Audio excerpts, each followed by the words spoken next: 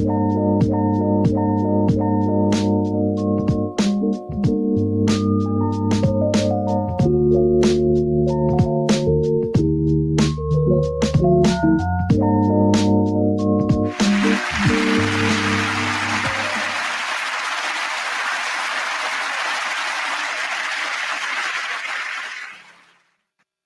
up, peeps? It's me, Nate, host of the Artist Exchange Show. I've said that shit so many times that sometimes I have to just make sure I said the right thing. Uh, Today is a day. I've been pissed off all week long. Um, Fuck them jobs. That's what I'm doing. Hashtag fuck those jobs. It's spring. Let's do some spree cleaning on these hoes. My friend keeps telling me stop cussing on the show because that's how I start all the shows. But I want to start, this one off. Well, hashtag fuck those jobs. But also, somebody has sent me a couple things. I've gotten some T-shirts in the mail. First of all, I just want to know how you got my. Well, you know what? I know how people got my address. I'm not going to put it out there because if you will find it, you will find it. But somebody sent me these, and these are expensive glass beads. And there's a whole container of them because I'm a jewelry designer. But normally people send me like a box of just stuff that they found all along the curb and shit. And be like, can you make me some earrings out of this? But people are sending me this. So I don't know. So if the card said they are fans of the show, and something I had said a minute ago about beads or something, and they sent me this. And I've gotten some T-shirts. I got some stickers, so I'm going to be doing some giveaways and some buttons. I got a whole bag of Artist Exchange buttons. So thank you. I knew who they were, but I don't know who this is. But please continue to send me more. Or you can Cash App us. Isn't the link above? Is it above us or is it below us? Or where can they find the it's on? Okay, it's over there. Go get that. Go get it. We appreciate all that you do here. Y'all see behind me my new sign? I made this myself. I'm very talented. Hashtag blue. I'm having my first pop-up shop. Well, no, I did a pop-up shop for Christmas. I did that for the month of December leading up to Christmas. And I did it one weekend, the weekend of Corns as well. But I'm having a pop-up shop. I'm just trying to ease back into some form or semblance of normality with my own businesses. A lot of stuff that I've been doing is either virtual or via my website. And not that I really want to see people because I've gotten company. I'm such an introvert. But but it's time to get back to business. I can't keep waiting on people to decide to give me a stimulus check or my government to support me because they give us change. These are tips that they're giving us. They're not doing us right. But today's show we're gonna have a nice discussion about fatherhood, about this trauma, a little trauma, racism. And I want to start off by welcoming my guests for today, Mr. E. Digger, Charm City Direct TV. What's good? On social media. He be just stopping by when he, busy talking to celebrities and whatnot. Right. He ran away from home and then, he be coming back sometimes. I be in the bushes. I'm in the bushes though. That's a charge. You better stop. That's a charge. But I have reached out and E. Digger responded because I wanted to talk a little bit about Kirk Franklin, but we're going to start off with Sharon Osbourne. Now, I'm not a defender of the white people because for me, I grew up around some racist people, but mostly I went to school with their children because children to me, I don't think you can be racist until you make the conscious decision to keep carrying on that behavior once you become an adult. I think once you're a children, you're just reiterating or regurgitating what you've been given or what you see. And I definitely understand the difference now that I'm an adult, and I learned the difference. Um, Once I, once I was as a child, I kind of learned the difference, but as an adult, I can clearly see the difference now. And if you did not watch the talk or have not seen any clips of it, there was the argument started about Piers Morgan. It had nothing to do with Sharon Osbourne, nothing. Her connection to this is that she's a friend of Piers Morgan. Right. And she herself said, I didn't hear anything that he said wrong, meaning during the interview, not in his life in general, not before or definitely after this, but in that interview, she said, I didn't see what he said wrong. And if you go to the interview, he didn't say anything racist. It may have been a little, out of pocket, but it wasn't anything that he said that was racist. He made comments, or the conversation was about Meghan Markle and Prince Harry in their Oprah interview, in terms of them exposing the royal family. Now, Piers Morgan is from Europe, so he would know firsthand that information. I'm not really a royal chaser. I watched that little show that they had on Netflix, but I watched that for entertainment value, not for a history lesson. Right. But it's they exposed a lot. And again, I have a problem with these one-sided stories. When one party decides to give their story, that becomes the factual information, and that's what we go by. And now stories that they are kind of in that vein. Well, Sharon, on the show, they were having a conversation. Now, I preface this by saying, after all this blew up, Sharon said this is one of the first times that she was not included in the production of the segment, the production meeting for the segment. And that's probably, and I've interned on some news stations, and that's uncalled for to have certain, host of a show to not be a part of the segment that they're in. So that tells me, first of all, that there was an agenda, and we were going to use her friendship to catapult a story, sabotage, or kind of set her up, so to speak. Knowing who she is, she not gonna go for that. She not gonna say what she should have did is just been mute on the subject. Once she realized what they were talking about, just go mute. I'm not contributing to this. Right. If you go have this conversation around me, because I'm not gonna sit up here and talk about my friend, on air. Like, I'm not doing this, especially when you didn't come to me prior to and set this up for me. Right. And she probably got a whiff of it, because they all, if you don't know about talk shows, especially those daytime talk shows, each one of the hosts have their own producer. So that would mean her and her producer. I hope her producer was left out of the meeting as well. And I hope he wasn't a part of it and didn't give her the information. But on those shows like The View, each one of those ladies have their own producer.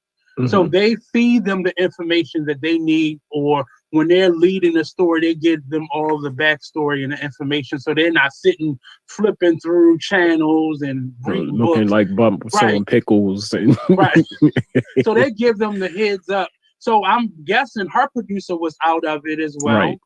Which, and again, I'm not defending Sharon and who she is, because once this blew up, then all the other co-hosts or guest co-hosts came out of the woodworks. Well, she called me this, and she said this about me. Where was that energy when she did it? Right. When Holly Robinson Pete all of a sudden came out as well. I think this was, double Dutch opportunity. She was just keep it going. And that's they bored. They looking for some spotlight in the midst of a pandemic. And to defend Holly Robinson Pete, there have been interviews once she left the show about Sharon's behavior, and she would always skirt around the issue. So, there's probably, I don't disbelieve anything that they're saying. It's just that pile up mentality that we get when things go wrong, or when someone's in hot fire like a T.I. or R. Kelly or whatever, and not equating any of those people, but then the pile up happened. Well, he did this to me. He touched me when I was in the third grade. And it was quick. Right. It was rather quick. How, and I didn't know that each of them have their own producer. That's new to Mm-hmm. me.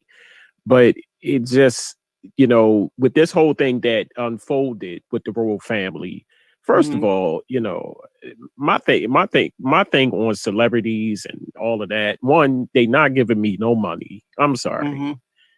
So my attitude is kind of like, I see it, but I don't see it. Yeah. So Well, for this is, I think, for me, I don't fuck your celebrity. That's how I feel about it. right, But right. a That's lot how I of these feel. issues are issues that we all can be. It could happen to any of us. Right. It has. We've been in. Digger. You've been in workplace environments, Long enough.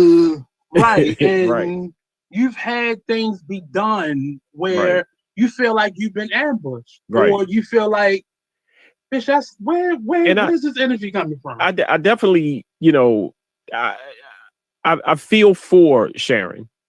You know, now my stance on For celebrities, the one, ambush aspect. yeah, on the ambush aspect. Now, as far Mm-hmm. as Ozzy, her, the kids, I mean, I could care less. I mean, I'm sorry. Fuck your celebrity. Yeah, right. So I feel her on the ambush Mm-hmm. part, because Yeah.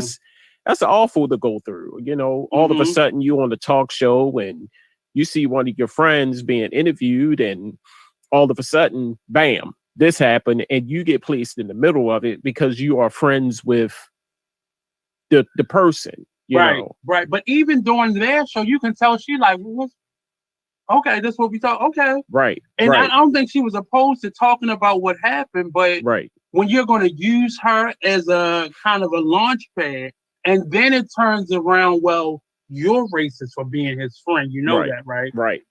Because And you know him and you're a racist too. Because I'm yeah, almost certain they're thinking at the back of their heads.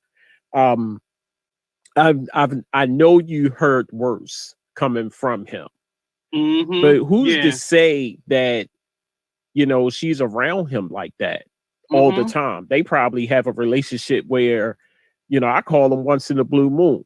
right. We cool, but I only call him like once in a blue moon.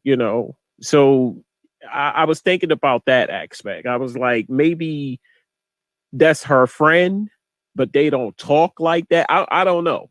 I don't know. Well, she said they're pretty good friends because both Okay. of them are English, Okay. so they they're. And I don't think that's why they're friends, but I think they know each other. Right. Right. But for me, it was the way Cheryl Underwood set it up. Shout out to Cheryl Underwood. She does the morning show here on Big Phil's Radio. Uh, Got him. but she ain't been here, so fuck you. And I just think the way she set it up was sneaky. It Yeah. was Yeah. baseless in any type of facts. Sharon kept saying, "Let school me, tell Tell me, me what educate he me. did." Right. Right. And No, she said, "Well, it wasn't what he said. It my was what was it?" my favorite line of that whole all of that was, no, don't you start crying. Because and I know I've been in that moment. Oh, Right. but you don't get to be sensitive in this moment Right. because you're doing the dirt right now. Right. And it was almost like it's like her producers didn't give her any like backup story, like Right. examples. Like, Right. so you don't have no examples. You don't. Did you watch the interview? Did you hear it? Did what? Because he was referring to Meghan Markle, who you are now accepting as a Right. black woman now that she spoke out against the family, because just a year or so ago she wasn't black enough Right. by many people, including you, Miss Cheryl Underwood. But in many cases, it just wasn't until we saw her mother. That's when we accepted how black she was. That's when people accepted it. Right. But up until that point, she was just some mulatto girl. Right. But it just was the ambush for me, and this is a season of us seeing how companies really value their employees throughout Mhm. this pandemic, and Mhm. seeing how everybody is doing things for relevancy and clicks, likes, and YouTube shares and Mhm. whatnot. And it's getting to a point of being out of control, and not it feels unsafe. because it means that I can point a story in any direction. And we've seen that on people's Facebook page. You can say, E Digger tickled my toes in the middle of the night and I don't like it. And you like, oh, he played with feet? Now the story has another whole life. You didn't even question, well, how the hell are you getting your house to play with your feet in the middle of the night? It's just, I said it. So now the story is, E Digger has a foot fetish. And now it's away from the lie that's been told. Now it's a whole nother story in of itself. E Digger, let me stop saying it, because then that, if you say it the fourth time, then it's a... He really? You out there playing with feet? What the hell? You can play. No, that's no difference on OnlyFans. if you like feet, right? If you like feet, you think I ain't, No. And you see how and now I'm supporting my lie with, no judgment. So now that it just snowballs out of control. Now again, I'm not white woman problems. I'm not defending it. Right. What I'm saying is, it still was unprofessional to me. Yeah. Because I think the conversation should have been had off air, and you should have given her a choice whether she wanted to participate, whether she wanted to disclose her relationship, because that's a personal relationship. It's not just somebody she knows or a distant family friend or somebody she's worked with. There's somebody that she considered a friend. Right. But at the same time, I think she would have been down for it had she been prepared, because when you're thrown off and you ambush like that, your emotions go all over the place. Exactly. Because now you're trying to save face. You're on a nationally syndicated show. Right. A live show at that. Right. Right. And you ambush somebody like that. And she was in the center of the stage. And I'm sitting there like, I would have went off. And was easy. All of them. Yeah, all of them was coming at her. And you're right. If it was coming towards me and I wasn't prepared for it, I'm like, what is going on? This whole fucking shit about to be shut down. Right. Well, you want to ambush people? Well, I know who you fucking in the middle of the night. I'm going because in the moment you don't really. I like to say that I've grown. I'm much more mature in my 30s than I was, say, in my 20s and behind. But you would have killed me on a wrong day. I don't do ambushes.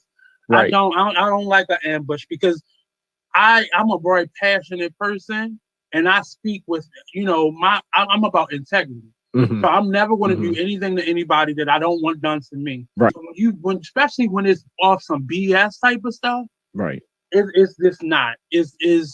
I don't like it. Right. And again, I don't think either of us are taken up for her behavior outside of this incident, but two wrongs don't make a right. It don't.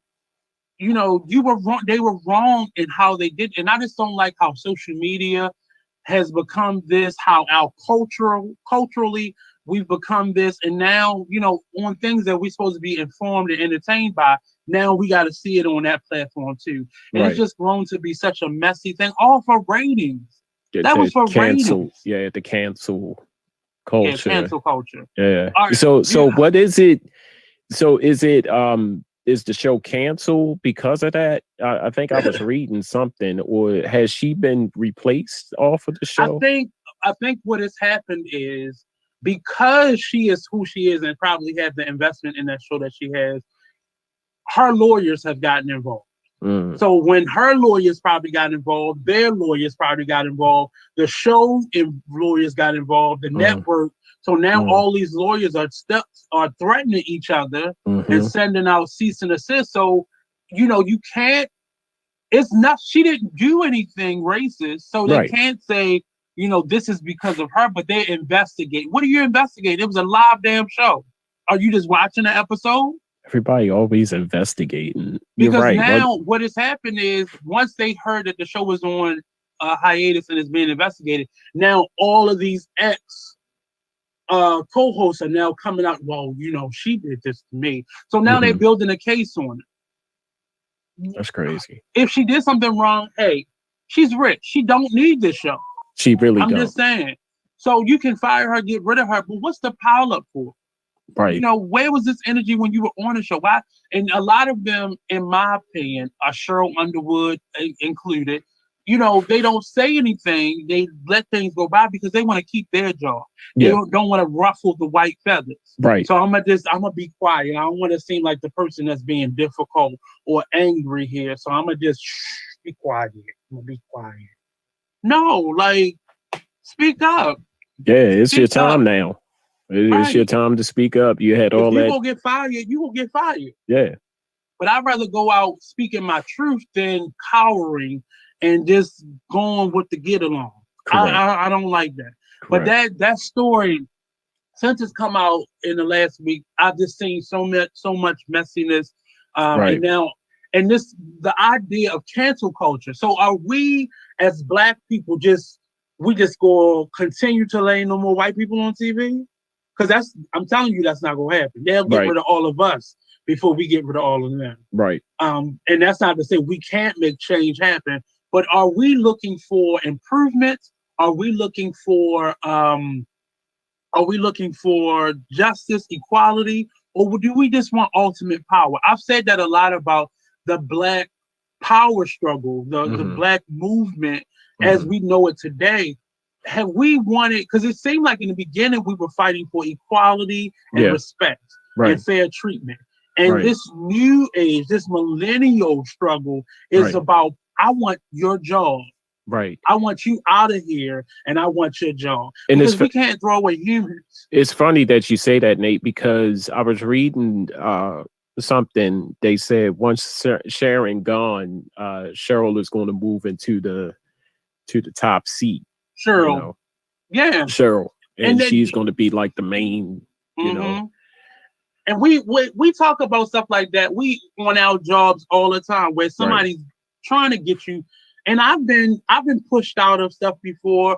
Hmm. Recently, Hmm. over the pandemic, I've been in the arts world, and Hmm. I've had that experience where I knew people were lying on me and Hmm. having things to say about me, so they're building their case. Right. And I just left because I'm not about to punch the shit out some lady in the middle of a Me Too movement and be that person in the Baltimore art scene. But it was gonna come near that, or I was gonna bring my aunt, go call my aunt Barbara and be like, handle that.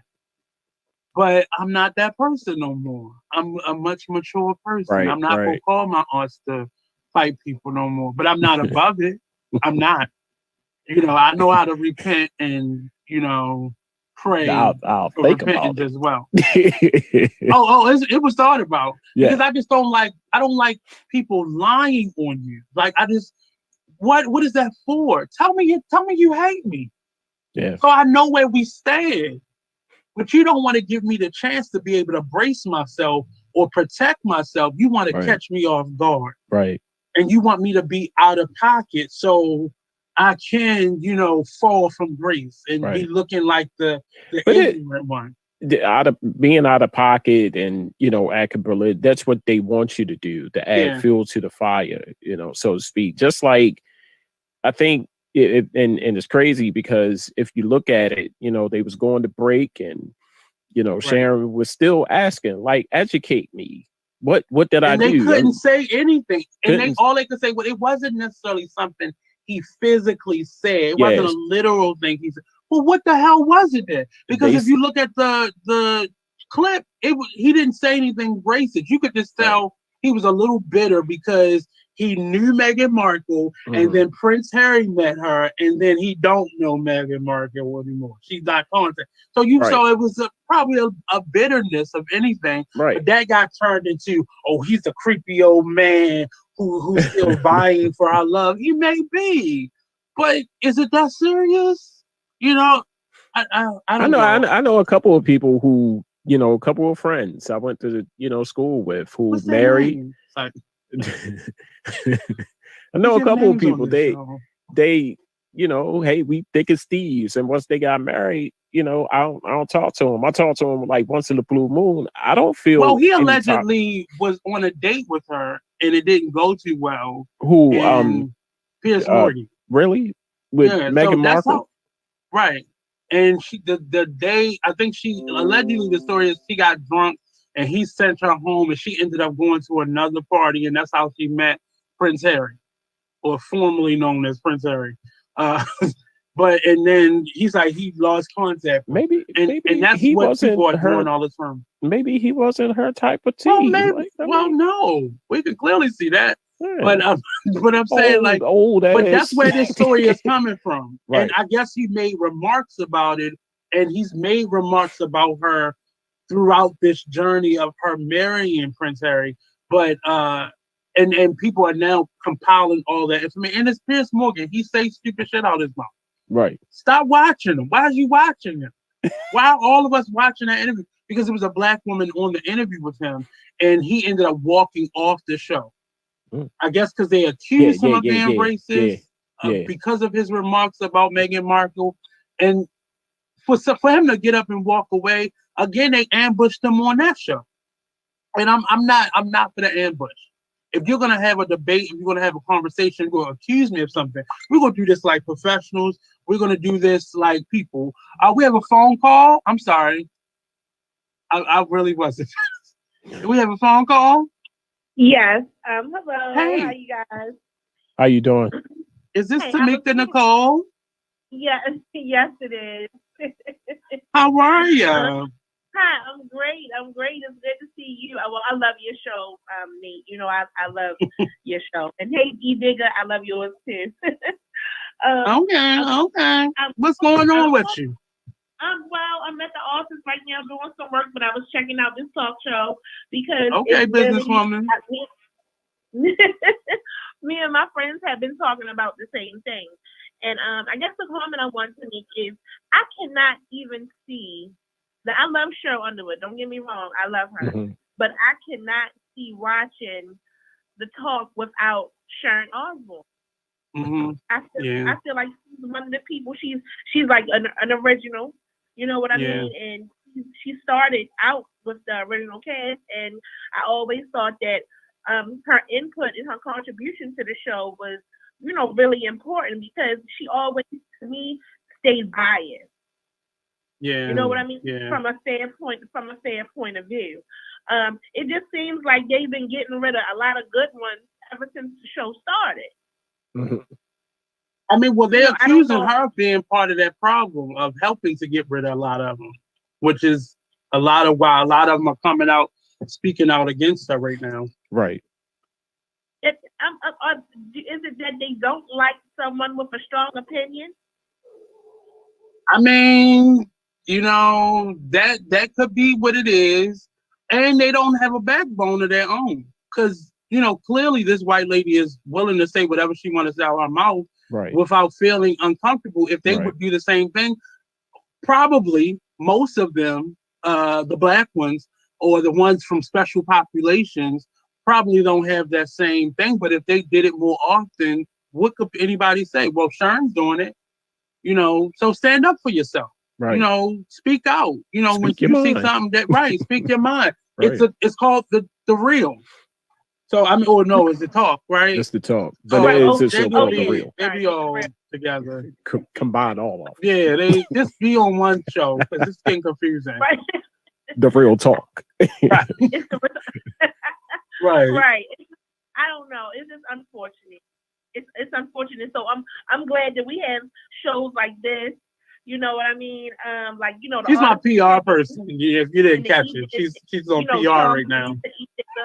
So people can speak their minds. These platforms are really needed and important because we're our own producers. Not really because you produce a lot of the shows. So yeah, but we're our own people. So it's like we can speak candidly. So I just wanted to say that was my opinion. And thank you guys for just keeping it real and keep up the good work because I'm about to get off here and finish watching the show. Well, you got to come on sometime. I'm going to call you and see when you can come on and voice your view, your talk, your real. Sounds good. I don't know. They're going to cut Nate a check. Right. Exactly. I wanted my ducats. At them, please, Marnie. At them. Hashtag. I've talked about them. But thank you for calling in. But I'm gonna definitely reach out to you and see when you can come on. We can do some hot topics as well. Sounds good. Right. But what Tamika was actually saying, it really I was on another show, so you can catch me Monday through Fridays on We Are You Radio, the morning show out of Atlanta. The Voice of Pride. I had to do that. I want my money. We Are You. But that the conversation that we had yesterday morning, that was the same thing.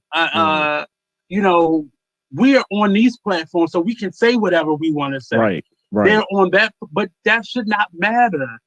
You took all of that ball and let them producers lead you into this fire. Right. You need to start speaking up for yourself, Cheryl. Right. And many of the other people are on those platforms. You know, Whoopi, all of you. Right. You know, because we can't keep on letting people speak for us, and we can't keep on doing what they ask us to do. Because now you look like, to me, Cheryl, you look like Boo Boo the Clown. People have given her a lot of applause for doing this and the way she handled herself. And I give her much praise for being able to stay calm, because anybody else would like, look, bitch, I'm going to cry if I want to cry. You know, but, you know, normally she would, but she was too composed. That's why I know this was a plan and it was a strategy. Yeah. Not to necessarily get her kicked off the show, but to use her relationship in her, you know, fire. They thought she was gonna give them fire. Right. She gave you fire. She forced that shit. Now all y'all on leave, a leave of absence. You thought it was just gonna be her that's gonna be on. No, it's like this shit right here. It backfired tremendously. It did, but I'm gonna table that conversation because that's a sensitive conversation for me, because I've been labeled difficult in the past. I've been the common denominator that's been the mean one, or the difficult one on many platforms that I'm on, and it's just it does something to you. And I'm not a sensitive person, but it does do something to you when you see people with no reason or cause attacking you. But that's neither here nor there. And I know E Digger knows what that feels like, but we ain't gonna bring up people's names, you know. We ain't gonna say their name. But where are they now? Nope. If you will. I don't even know. I don't know. Do you know, Monty? Where are they now? But the next story that I wanted to talk about, and this one is sensitive to me because we are Black men. We are have been children. I was asking. No, I was just asking, did you know where that mystery person was? But what mystery? I'm sorry, I missed that part of it. I was typing to you. We'll talk about it later. I was typing you a message. That's why I didn't hear it. The message says, well, they stayed composed because she was the moderator that day. Oh, convenient. She said if she was sitting in her normal seat, that would have went differently. Okay. That's okay. Ooh. Just to back up on that too, because Carrie-Ann Inaba is the moderator of the show, and she was out sick that day. So Cheryl was sitting in for her. So that's why she said she didn't go back and forth with her the way she normally would have in her seat, because she was the moderator of the show that day. So she had to stay composed. She would have really ambushed her that day. Is that what she's saying? I think she would have been more direct with her responses, other than trying to stay calm and characterize them as, I'm not being defensive. I'm not trying to be offensive. Just like Whoopi does on The View. Sometimes Whoopi breaks that fourth wall and she goes in. And I think that was if you're gonna accuse somebody of being something as serious as racist, drop the fucking show and give me the real in that moment. And be honest and direct. From my view of it, I don't think she accused her of being racist. She was actually trying to figure out what she was saying about Pierce. Because I agree with you. What Pierce said wasn't racist. But again, Megan already cleared that up. They were not dating. They were friends. So put that out there that they were dating, because Megan, we know you was chasing that bag. It's cool though. Go do your thing, girl. On the I don't believe she was chasing no bag. She had money of her own. She was very. She had a successful acting career. She was a star of a hit show on USA. USA. Did you say USA? That had 7 million viewers a week. Did you say USA? I did say USA. That show put USA on the map. See, yes, indeed. What was the name of the show? It's called Suits. And I was a big fan of that show, and of hers, by the way. sound like a Vivica Fox type of movie. Oh no, I'm not a fan of Vivica. It's cool. Sorry, It's cool. I don't even TV know who that money. is. Who is that? TV, people don't realize as an actor, TV money is good money. But Right. Megan, you wasn't in line to be That show lasted 8 Meryl seasons, Streep. so Okay. it was doing something. Oh, okay. I didn't say Because it the was show. doing numbers. I didn't say the show. It's about Lexus. I didn't say the show. I didn't say the show. I Break it down facts. Right. Meghan Markle. Facts. Who knew a Meghan Markle before she got with a I ring? did. That's what I'm saying. Oh, okay. Okay. I was part of the 7 million viewers per week. Oh, okay. Oh, you invested. Okay, I got you. You got an investment. I got By you. That's Lexus. exactly who she I want to was. mess up your investment. Okay. Okay. By Lexus. I'll It was see it sponsored when by I Lexus. guess she'll be in the Oscars next year. I guess she'll be a contender for the Oscars next year because of her portrayal. No, she hasn't acted. The show has been over for now 3 years. So that's not still going. No, she was getting married to the prince. Oh, okay. You know, she's been married for 4. Oh, okay. Okay, it didn't work out for her. Okay, I got you. Oh no, the show ended. Oh, well, it would have. It would have done that anyway. It had a spinoff. It ended with a spinoff. Oh, a spinoff. Ooh. Yeah. So when the star leaves, the show. When the star leaves, the show's usually end. The star? She was one of the stars. We call her star now? Oh, she wasn't a star to you? Okay. She's never been a star. Well, she's royalty. I mean, whether they want to accept her or not. She was. She still keeps the title. She's still going to always be the Duchess of Sussex. That's how it happens. That's how royalty works. You're still that, even though you're fired. Well, she's vanished at this point. It's not even fired. She's who? Oh, I don't know her. But as we I think everybody knows her at this point. So for how long though? I mean, really. I think it's going to be kind of like forever because she's one of the ones that got out of the family. The story hasn't finished that. We just still at the tip of the iceberg. She got out. No one gets out. She's the only one in history that got out. Diana died while in it. Okay. Well, keep hope alive, Meghan Markle. But as we move on to the second story, we're going to talk a little bit about. I was here to defend. Okay, and you did a good job. It didn't work, but you did a good job. No, I won. I'm not going to go watch episodes of Suits if you was thinking that. I'm not going to do that. You should though. It was an amazing show. Oh, okay. Are they paying you? Oh, okay. You get that Lexus. If you work at Lexus, they might be. Yeah. I don't know. Just to put that name out there again. Lexus. Well, you might be, free copy. Free copy. A consultant for them. I would go for it. Go for it. But as we move on to the second story, we're gonna talk a little bit about Kirk Franklin. Are you with me? And my disappointment in his press junket that he's doing, him and his baby mama on their press circuit about their grown child, because in both of their interviews they have said grown child and 33 years old, maybe like 30 times a piece. And one of the things that makes me disappointed in him is because you let us know that this started as a child. And you've been able to come out and tell us you have a tendency to jerk off a little too much, but you're willing to admit that, and you've had some marital issues, but you're not willing to tell us that you didn't always get it right as a parent. I've seen him paint himself as the perfect dad, going through this tumultuous relationship with my grown son. Well, that tumultuous relationship started out with your child that was a child. And now, because you didn't work on it and you tried to preach to him and you tried to give him one of your concerts, he not having that. Like, it's something that's missing.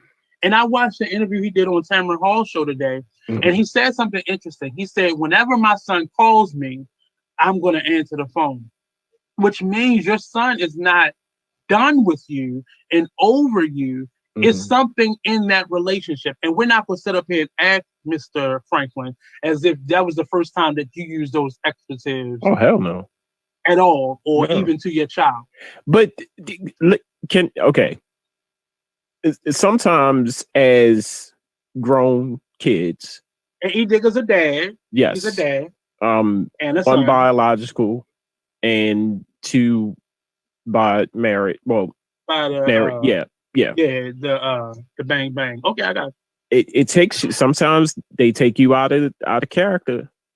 You know, I'm not going to sit here and, you know, there's been plenty of days where I tried the whole let's disguise the whole curse words and, you know, got monkey sticks. No, you can't do all that.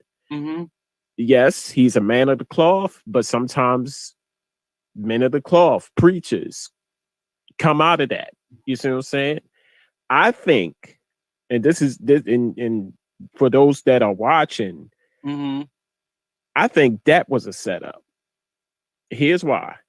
I think the son wanted people to see the real Kirk Franklin. You can tell that based on look at the interview he did on Tamara Hall. Look at the interview the mother did. Right. Yeah. So y'all see the Kirk Franklin, Sunday Best, music, all of that. I'm not going to front. Right. I'm not going to front. I've said it a long time ago. Kirk Franklin is hood to me. Yeah, he's a church boy. And church boys are hood. They just got a nice suit collection. Listen to his music. You see what I'm saying? Listen to the music. And, you know, for a minute, for years, I've said, you know, listen to the music. And the progressive, he said, trying to, you know, bring the young people to Christ. We all know that. I really think now, nothing against the son, whatever beef they have going on, you know, that's between them. But I really think the son was trying to put Kirk out there to say, okay, I'm gonna let the world see. When you have millions of fans and followers, and you have this circle of TD Jakes and Yolanda Adams, and you have this circle of people as friends, and your child is just your child. Who does he have that can compete with every time y'all have but one of them is calling you like, son, you need to calm down. And looking at his dad as if he's going through this struggle. I was so pissed off when Steve Harvey, who ain't got his stepdaughter together, and Ricky Smiley, who has gone through his own bouts with his children and the children he's taking care of. Both of these men have gone through this and unsuccessfully, in parts of it, going after the son. Like this may be a grown man, but if he's been having these same issues since he was an adolescent, he is not mentally a grown man. Right. And they kept going off the fact that he posted this and he took the initiative to record his dad. Well, nobody would believe that Kirk Franklin talked like that. We probably thought, yeah, he probably, but to hear him say it, and I didn't hear anything like, son, let's pray. Son, let's calm down. It was, I will put my foot up your ass. That ain't the first time you said that. That ain't no first time cussing right there. No. That ain't the first time you uttered those words. But if you listen to the mother's interview, she tells a different story, but she still, her motivation for doing that interview is because he may have some clips of her. And because she's not a superstar, it ain't really worth him putting it out there. Right. But she basically tells us she's doing this interview to save her own face. If he has it, she want to be able to tell that story first before he gets a chance to do it. But girl, don't nobody even know who you are. We thought this was the first wife. We didn't even know who you were. First of all.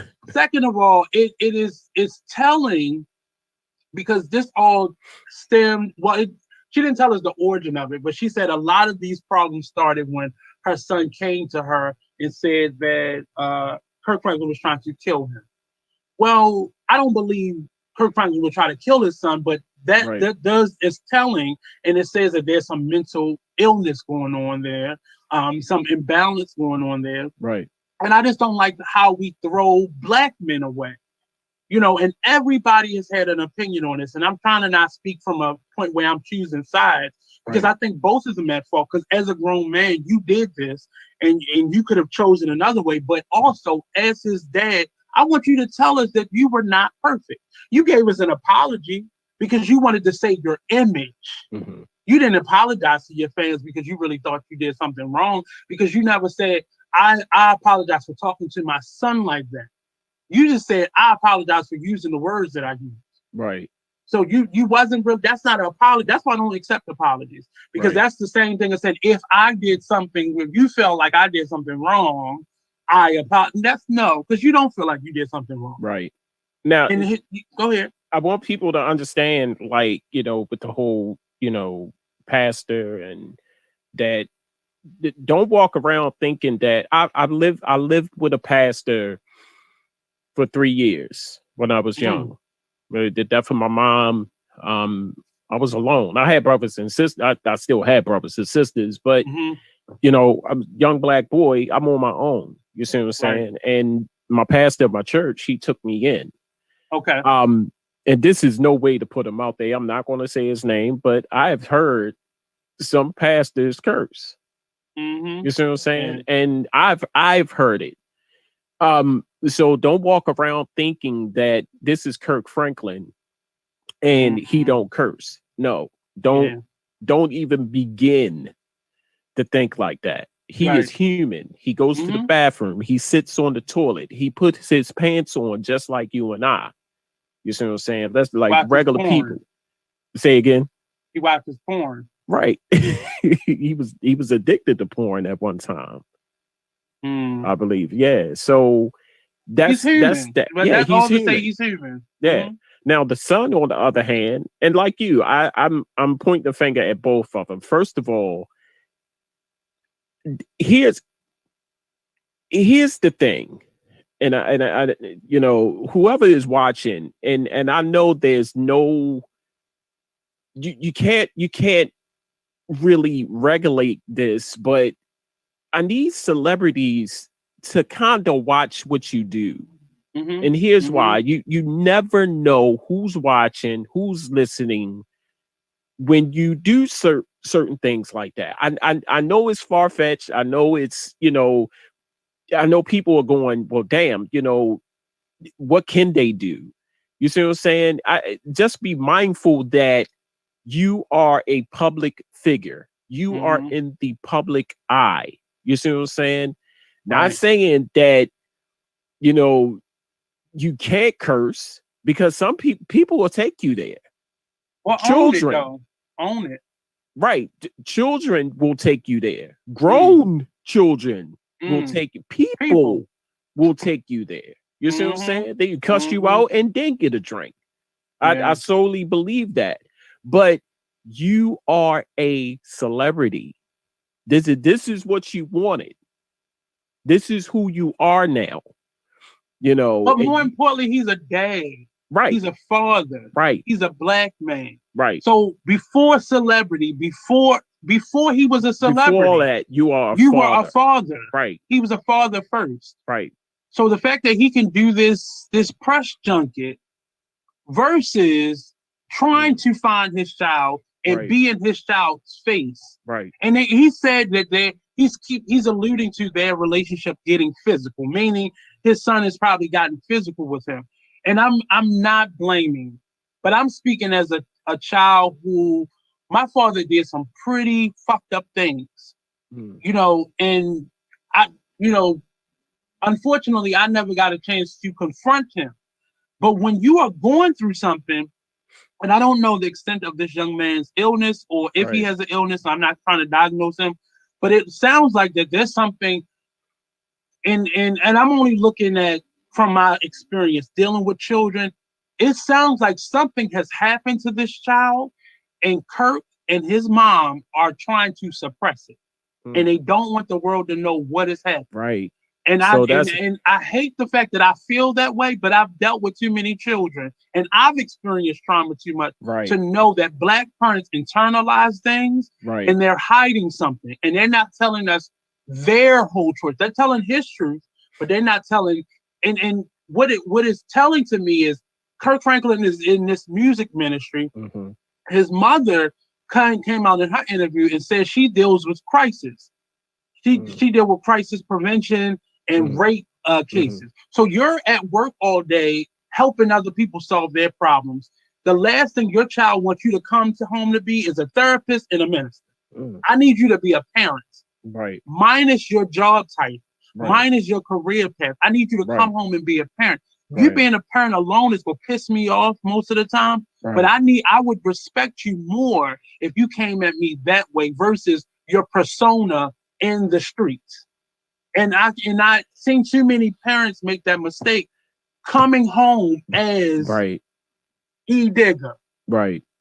No, I want my dad in this moment. Fuck, I need Ernest right. Oh, yeah, true. I feel you. And that's what, believe it or not, I had to come to grips with that because my son had a hard time talking to me at one point because everything was an argument, you know, and I'm not ashamed to say it. It's like every time when he came to me, I had this like, you know, flag that would go up like, oh God, it's something stupid, you know, but I had to first think, okay, I need to be a dad.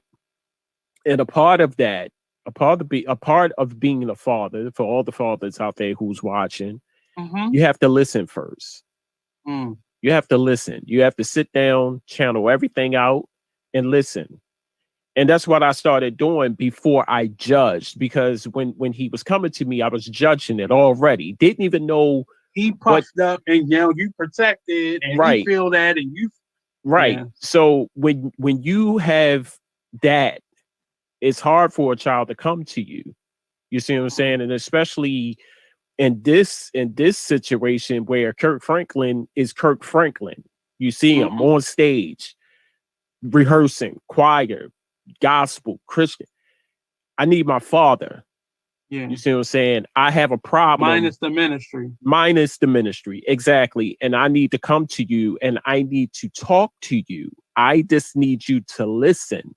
You see what I'm saying? So maybe that disconnect was there when he was small. And that's why. But even with that, and I definitely, that's my perspective all day. Right. But my perspective is, we often overlook that because we've been teenagers before, right? And I'm telling you, it was a time period that my mother breathing pissed me off. I don't know what it was, but it just I was just agitated, and it probably had nothing to do with her. It was me growing, right? You know, I went through puberty a lot sooner than a lot of my friends did, so there were changes going on in me and outside of me that was just faster than what I was seeing from other people in my same age group. And I went to all boys school my whole life. So I was seeing things and comparing things. And it went through a point where I didn't want to go outside. I literally, I was a career student. I would get out of school by 7:00 at night and I went straight in the house and I would stay in the house. On Fridays, you didn't see me until it was time to go to school Monday. Wow. And that's normal behavior. But as you said, parents don't often listen. They respond, you know. And my mother used to do this thing where I was like, Mom, I don't feel good. But I don't feel good either. And I'm going to work today. So you get your ass up and go to school too. And I used to feel like I'm not being heard. You're not listening to me. Like, I don't feel myself. Me and my mom didn't get along. But, you know, and I don't tell this story a lot. Me and my mom did not get along for whatever reason. I don't know. Because it was Tuesday. It happens like that. It's normally not just trauma that happens. But she showed affection when we was out in public. But me and my mom did not get along. That's not to say that I didn't love my mom, because I love my mom tremendously. I wish she was here now. And that's what often the struggle is. Right. Because y'all love each other, but I'm feeling something different. I love you, but I feel something different. Because my mom, she didn't listen. You know, she didn't listen. And and now that I'm talking about it, I think that's where that came from, that I didn't listen to my son, you know, and I didn't feel comfortable coming to my mom to ask her anything.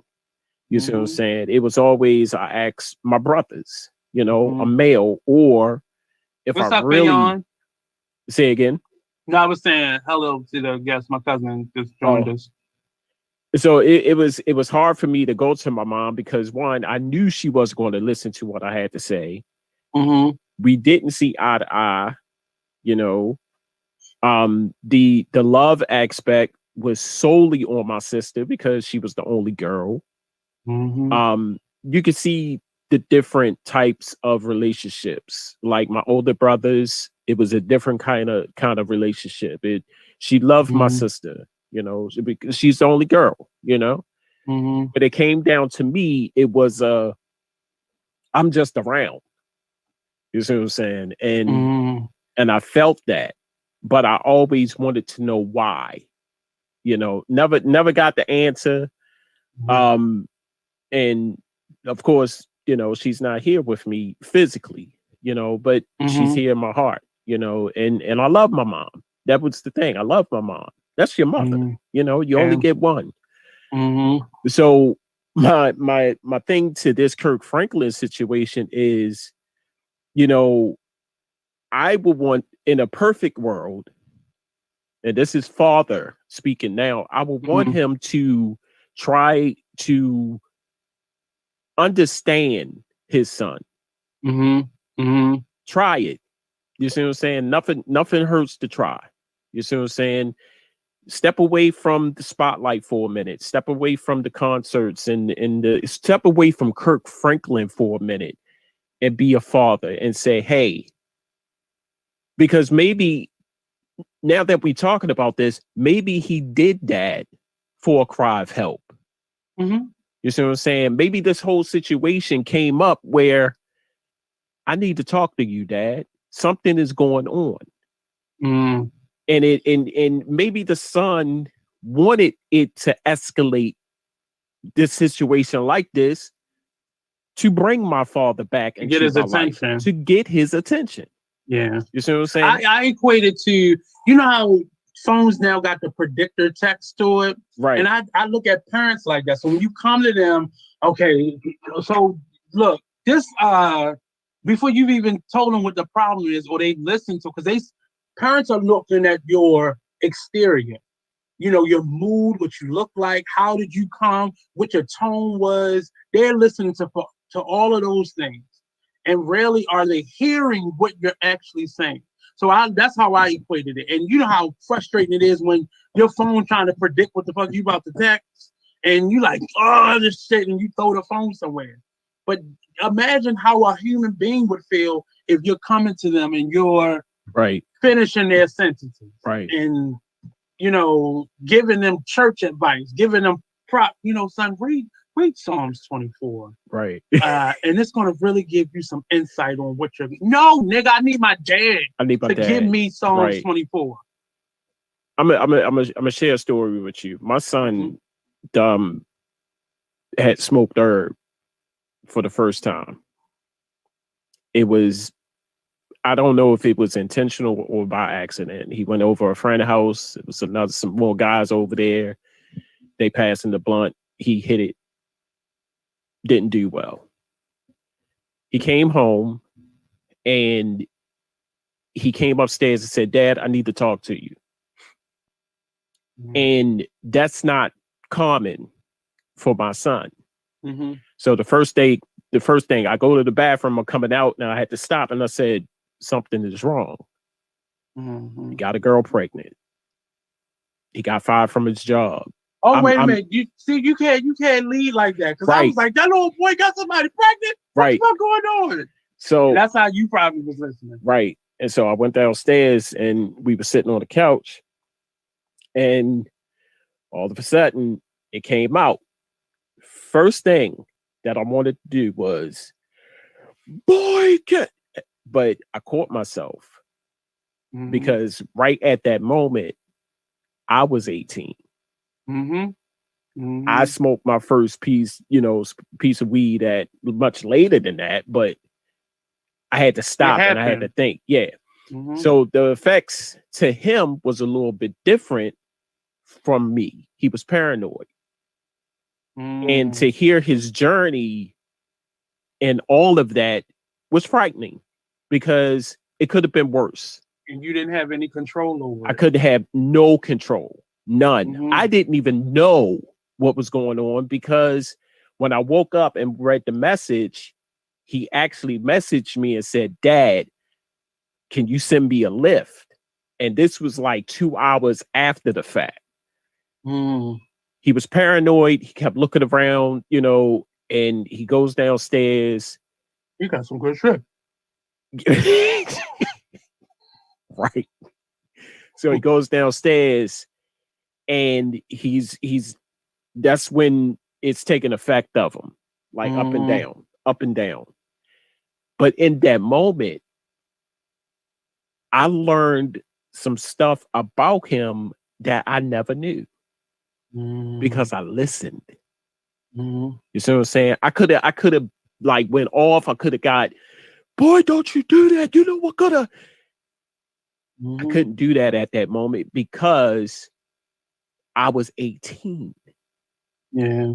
You see what I'm saying? So fathers, sometimes he was teaching you how to be a father in that moment. Right. And this was a 2-hour conversation I had with him just to bring it down. Just for him to calm down because it was bad. He gets in the bed, fetal position, wakes up, go in the bathroom, sit on the floor. And he's normally, from what I've seen, a real quiet, stay to himself. Yeah, plays games, talk to his friends on PlayStation. But to see him like that, but to hear about it was frightening. Yeah. So my job now is to talk to him, bring it down. Let's talk. And I didn't intervene. I didn't say, well, I was listening. Do you think you would have gotten that same courtesy in his space? Say again. Do you think you would have gotten that same courtesy, or have you gotten that same courtesy in that type of position or similar situations? No. No.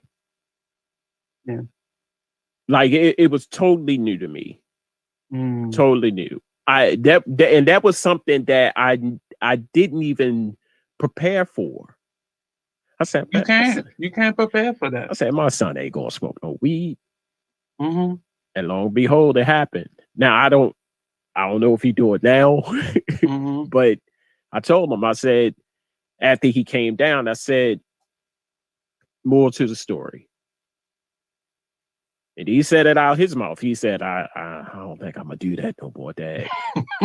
Sometimes we gotta touch that fire. Right. And a good parent will balance out when those times are. Right.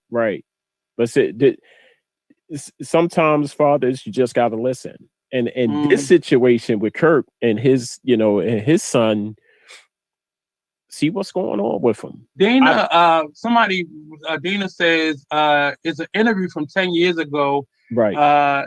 That where we see him in the same role, and he didn't have the best relationship with his mom, and he feels she doesn't accept him. Right. He has a lot of mental illnesses himself. Right. So we saw a lot of that come out when he disclosed his addiction to porn. And I'm not here to judge Kirk Franklin. I just think you handling this wrong. Right. You going to all your celebrity friends and taking all this advice from him. So you saved your career, but you're not thinking about your job as a parent is about to be over. Because trust and believe, this is your oldest child. He has his current wife, his wife that he has now has a child that she brought into this relationship 25 years ago, and then they have 2 children together. So don't think that your other children aren't watching this. And I would be, and I don't want this to happen because I don't want this snowball effect of all the family members sitting on the Yarlin Van Zant show.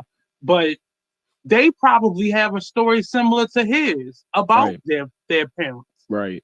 And I could just imagine, my mother was a teacher, and my mother worked with, special needs people and the elderly and addicts. So one of the things that I know, my mother said to me as a grown man, you showed me how to be an adult. not adult, a parent.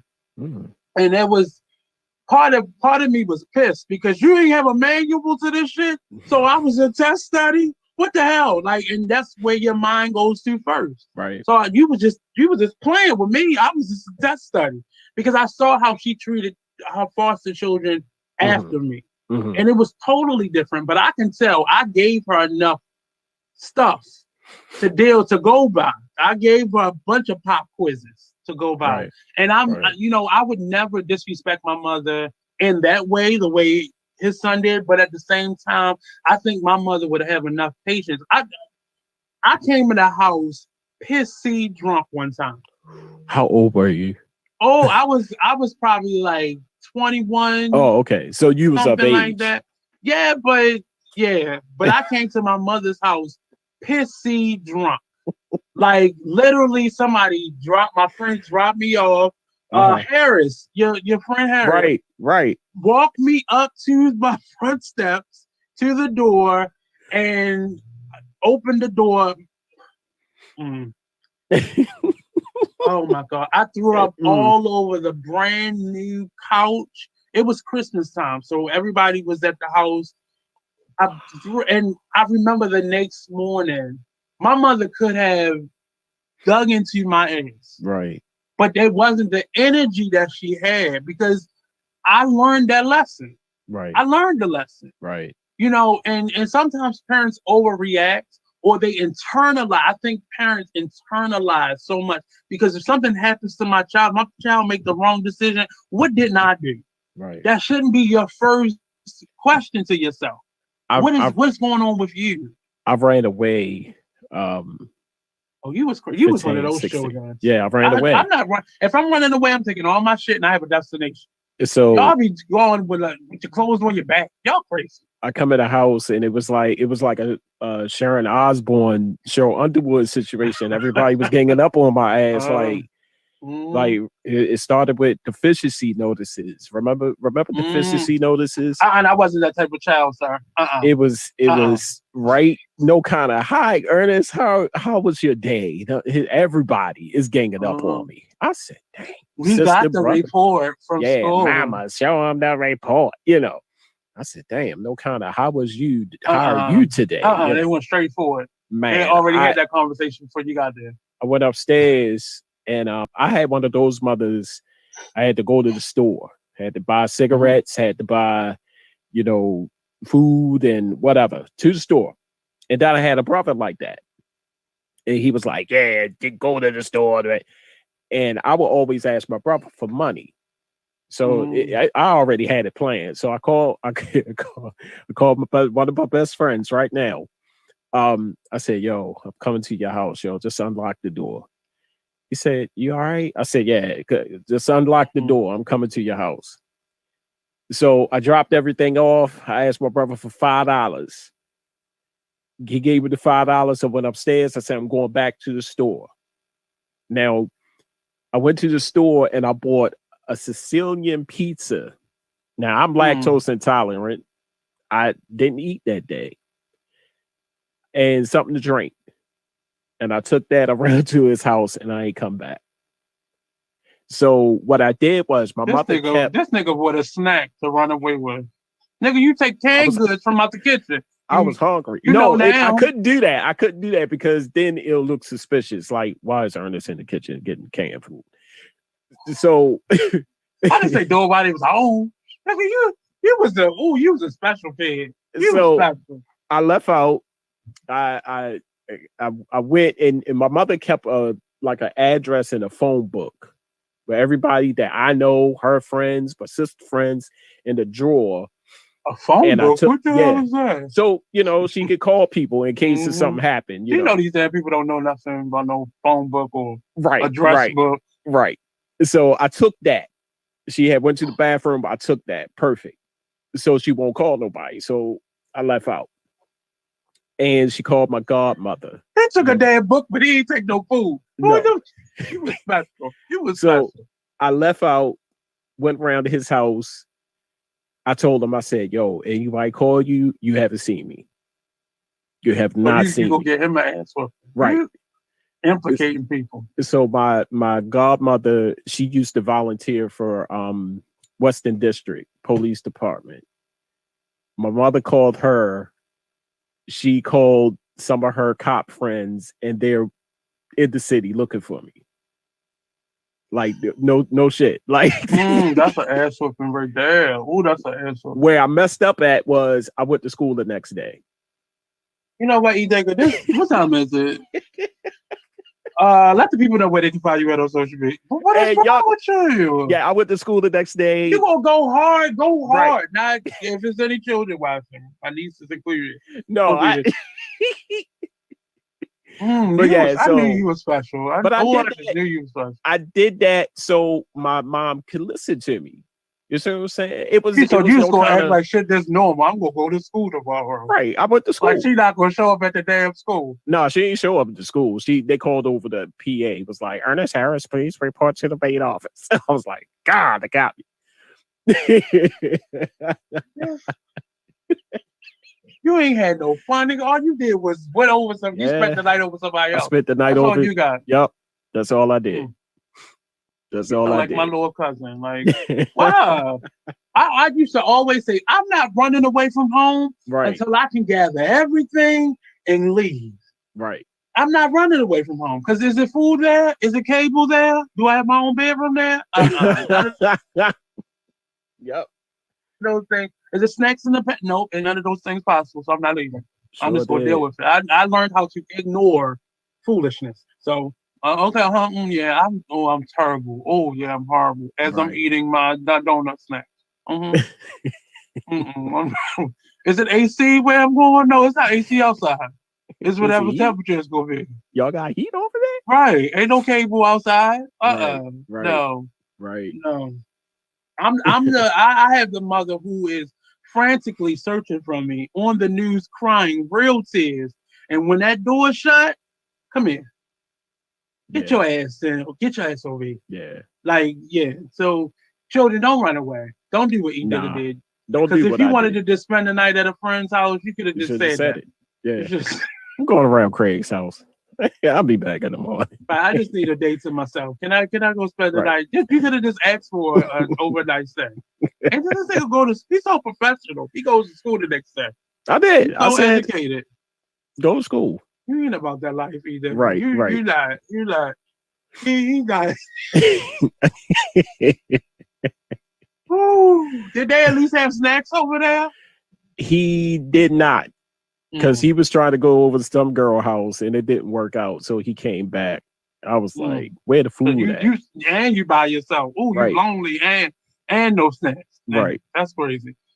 But this conversation, it put something in me because it's, we're laughing and joking in this moment, but we know what it is to be children. Single parents, we know what that feels like. And I've learned not to blame my parents for anything and to take my responsibility as an adult. But in this case, that boy turned 18 now, you go put all that stuff that he was going through on his shoulders. And to his credit and to his mother's credit, both of them said they're going to continue to reach out to him. But this not doing a press junket is not reaching out to him. Right. It's not. Show him that you're sacrificing. This makes me think of Leandra Johnson. Kirk Franklin was one of the most outspoken people about forgiving Leandra Johnson and making sure we don't bash her. And every time he was hosting and she came on a show, he gave poured love into her. Why can't you do that to your child? Right. It just shows us, in the church world and the entertainment world, we give people who are really talented a lot of leeway, and people who aren't, cancel them. You better say that again. The devil's gonna get you. But anybody who has that mark over their life that is can't even deny it, they get passes. Right. Leandra Johnson went on TV on live drunk as a skunk. Drunk. Talking about everybody, including you. And you just come on, my sister Leandra, the talented Leandra Johnson. I want to give that same energy to your son. To your son. In his interview on Tamron Hall, he called everybody associated with this great people. I didn't hear him, despite who his child has become, give me anything other than his anguish as a parent. That's bad parenting to me. Right. That's a bad minister to me. Right. And if you can't live it in your real life, you don't need to be demonstrating it on a pulpit, on a ministerial level. So you need to be sit down until you get a better relationship with your child. There you go. And that's the type of church that I was raised under. You can't be in leadership if your household not in order. Right. And I'm disappointed in the parents for trying to save their own image despite what their child is going through. Right. Because he's a reflection of you. Whether you want to, that ain't the child I raised. It is. It is. It definitely is. Because you gave him stuff to kind of, if I send him to these schools and I give him these tennis shoes and I give him then he'll be. And his mother, and I value the mother's interview because she gave a lot of backstory. Right. They were teenagers when she got pregnant with this young man. Right. And they didn't get it right. And then probably a couple years later, and not even a couple, because when you're on a church circuit, you are already doing this, all of this traveling, all of this musicianship, prior to you becoming big, especially in the gospel world. Right. You just catch on a global level or on an international level, and you then are thrust into the spotlight. Right. But I know Kirk Franklin was like in his mid to late 20s when he became popular. Yeah, he's been in this for a minute. Yeah. And his son is 33. So just imagine, like, it's over 20 some years that you've been doing this. But do you realize some of the choices you made probably aided to some of the anguish that he has? And he probably has microaggressions against you. And it's probably small things like you missed a game, or you didn't say I love you enough, or you didn't hug him like you did this child. But this is the time. Because it's never too late. That's the thing. That's the beauty of with this. Right. It may have happened. Now is the time to try to, mend. If you can mend. If there's I'm gonna try to find that interview that Dina was talking about, because it probably will give some insight on. And it wasn't just about him being Kirk Franklin, and people, I've said it a couple times, but I'm actually in the midst of writing a book. I've put a lot of projects that I wanted to get done on hold, and I put my energy into writing this book. And this is some of the stuff that I'm purging right now. I am literally talking to a therapist as I'm writing the book, because I want to end this process in my right mind. I don't want to be back to 12 years old again or 5 years. I don't want to retrogress maturity-wise, pulling up all of this stuff to write a book about it. And the book isn't to bash my parents or my family or the situations that I've, people involved in the situations that I've been in. It's more so, at some point, you learn your lesson. At some point, you have to purge and get a lot of this stuff out, or you'll be carrying it around with you. This pandemic for me has been a blessing because I've been able to meditate more and think about things more. Sometimes it pisses me off because things, as this book process that's taken a very long time to get it done for me, because it was personal. I wasn't just writing about a character. And I kind of, in the midst of this, I could hear myself in him in that argument that video clip that we've heard. And I didn't even want to, I didn't even send it to Marty to be able to play, because I don't think we need to keep repeating that. They played it on Tamron Hall, but I don't feel like we need to repeat that, because for me, that was a cry for help. And a lot of older people that I spoke to about this, they didn't see it as a cry for help. But sometimes we forget that we once were that person. As you just said, I saw myself at 18. Yeah. And not many parents can, in that moment, do that.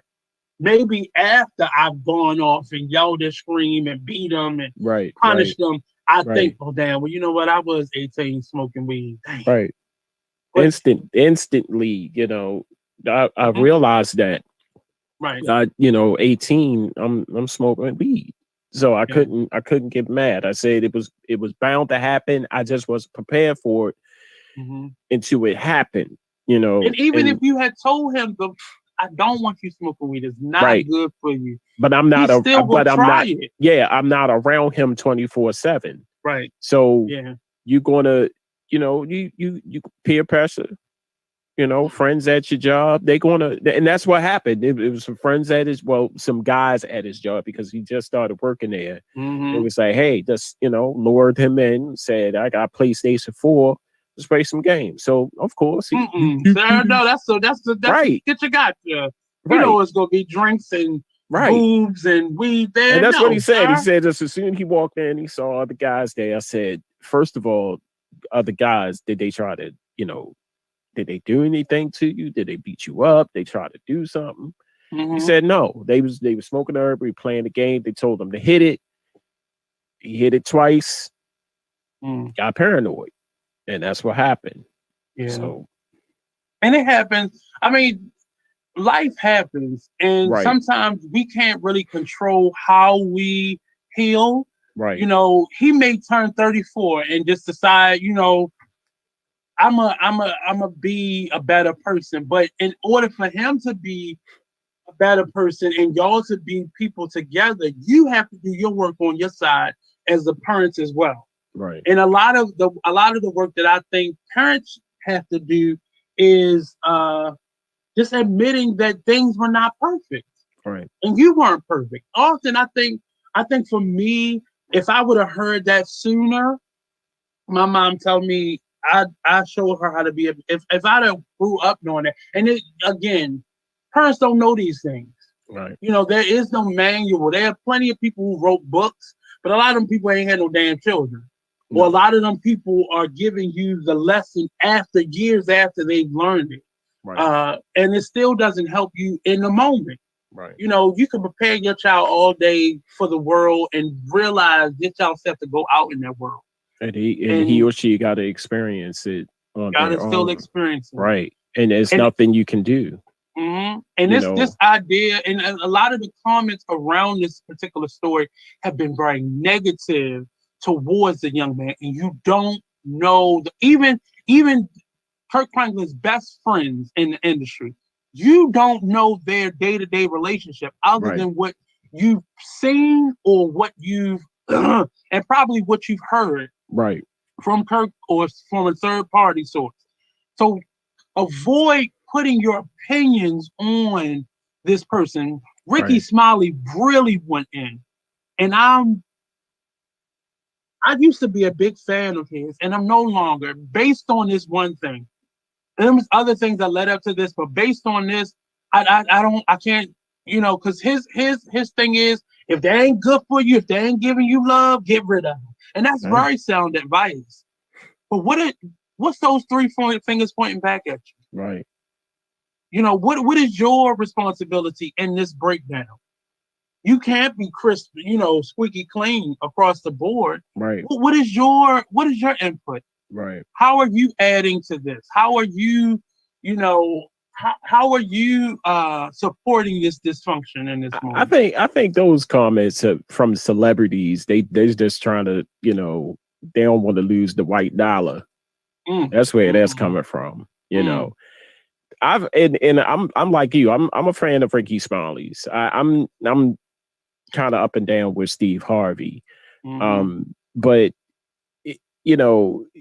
I watched this show, Ricky Smiley show, and it showed him, being a father, and it's crazy, because how can you say that, like the things you've gone through. Yeah, the things that you've gone through. You see what I'm saying? I mean, sometimes, like I said, sometimes you just gotta put celebrity to the side for a minute. Because they're just looking at his age. They're looking at the fact that he's 32, 33 years old. It don't matter. But you're not realizing what it took getting there, how we got to that point. Right. We're just looking, and I think we do that a lot to Black men in general, not to make it that conversation, but that happens to us a lot. there's a lot of leeway given to women and to certain individuals in life, but the bulk of black men is once you mess up, just just get rid of him because he ain't about nothing. He ain't gonna never be nothing. All that yang. But it just gets to that point, and I just see how easy it is for us to throw away a Kanye, for us to throw away such and such. Even the gentleman, I think his name Kevin Frazier, who does Entertainment Tonight. Right. He spoke out, in terms of black women sitting down in the industry, sitting down with Osborne and schooling her. Don't cancel her, and I'm gonna cancel you too. Like that was all. Anybody that goes against your trauma or what you feel your trauma, that space around, cancel them. And we just throwing whole human beings away. Right. So we're disposable. If I say something that's contrary to your belief system, get rid of them. Get rid of them. I don't want to hear nothing. Right. If I speak on your Facebook, right? If I speak on your Facebook page and it's contrary to your, why are you even on my page? Right. But you ain't say nothing to all these other people who comment and giving you high fives. Right. You didn't speak on that, but I was. Thank you for joining me today. Thanks for having me, man. I was going to really spend an hour and a half going off, and it wouldn't have benefited anybody. Right. But I appreciate you balancing out, and I specifically wanted to talk to fathers because that is a sticky situation. Because I feel like society-wise, culturally, we take dads out of the parental role more so now than ever before. Right. And dads aren't expected to be parents, just providers. Right. And I think it's really important to hear the perspective of fathers because we want dads to be in their lives. And the one fathers like yourself, who I always saw you with your children or your son more specifically, we don't see that a lot. A lot of us in our generation, I know you are older, but in our combined generations. Right. In our combined generations, it was a lot of absent dads. Right. And even the people who stood in that space weren't always the perfect substitution. Right. So, we gotta figure out ways to move past this and not keep blaming. And my great grandmother taught me something. When you point a finger at somebody, it's three fingers pointing back at you. Pointing back at you. What is your responsibility? Right. What's your responsibility? How are you fueling this fire? Right. How are you adding to the foolishness and the chaos and the disillusions that happen in an argument or disagreement? Right. Before you blame somebody, look at yourself first. Right. And that often you'll find the solution to whatever that problem is in looking at yourself. Now you've done the work. Right. It's the other person's opportunity now to do their work, and then we can come to a result. But just trying to save your face, I'm very disappointed in that aspect. And I hope he sees these interviews and realizes the error in his ways, or fires his PR person for putting him on talk shows to talk about a dispute that he had with his family. I'm just, follow the Beyonce and Jay-Z of the world. We ain't hear nothing about that argument. We ain't hear one thing. We saw it, but we ain't hear nothing about it. Right. They dealt with it as a family because it's not always profitable to solve family issues. Everything is not for TV. Everything is not for social media. It's not.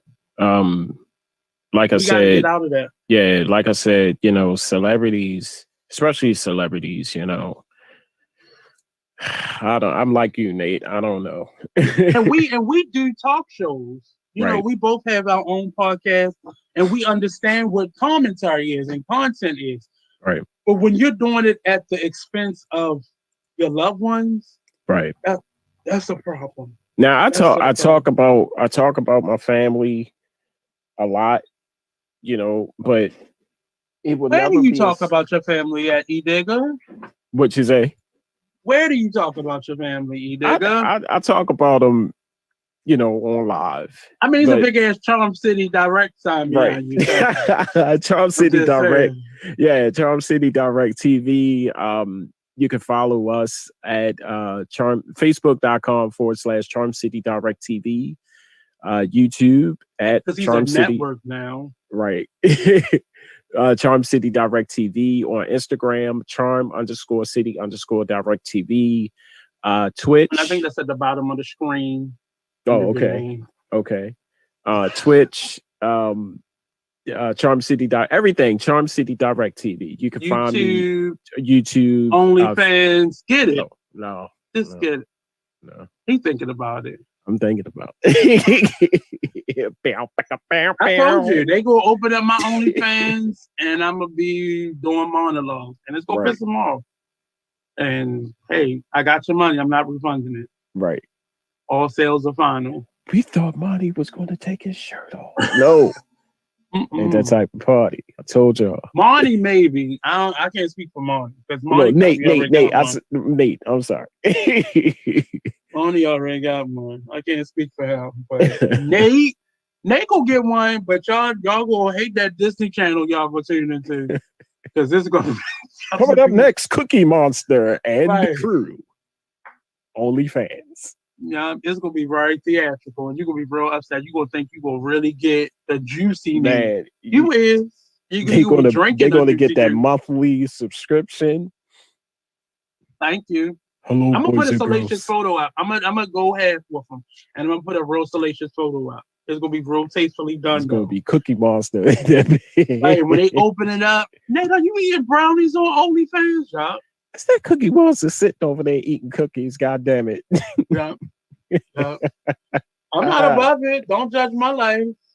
We gotta get them bills paid. Right. But this has been another edition of the Artist Exchange Radio Show with the E-Digger. I put your whole government out there because I want people to write you checks, and I want you to be able to go to the bank and cash them. Give me my money. Right, E-Digger. Tell them a little bit about your channel before we go. Charm City Direct TV is everything news, spiritual, exposure to businesses, you name it, the arts, definitely the arts, music, visual arts, very creative, everything. You will find it on Charm City Direct TV. If you don't like people to have their own mind and talk about certain things from their own perspective, I suggest that you don't tune in. But if you want to see something different, you want to see content from all over, tune in. I encourage you to tune in.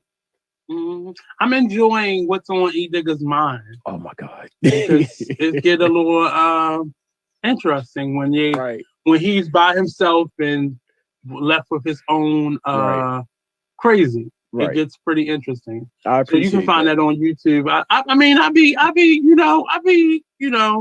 thank you, stalking and such. This world, it gets boring. I'm a YouTube fanatic. I am. I watch everything from tiny homes to Kaya and TS, everything. Right. It's on. And sometimes I'm in my Nell Carter. Give me a break phase now. Oh, okay. I just let it. It came up, and I was like, "Oh, let me just watch this again." I just get it.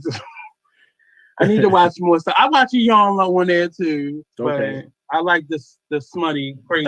That was my show. Give me a break. I really like. I'm telling you, you're gonna remember. I love Nell Carter. She's talented, but she's a bully.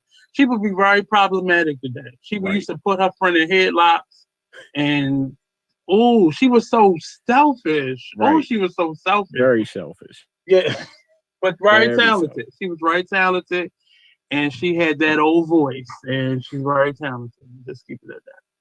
But this has been another interesting. I think I'm over it now. I'm not gonna watch any more interviews from Kirk Franklin. I'm not gonna watch any more because it's out of my system. I've purged myself out of it. I'm gonna pray for him and his child and his mother, and hopefully the three of them by themselves without the world gets to a solution where this young man can have a healthy life, because in his 30s he's going to face a lot of roadblocks, a lot of struggle.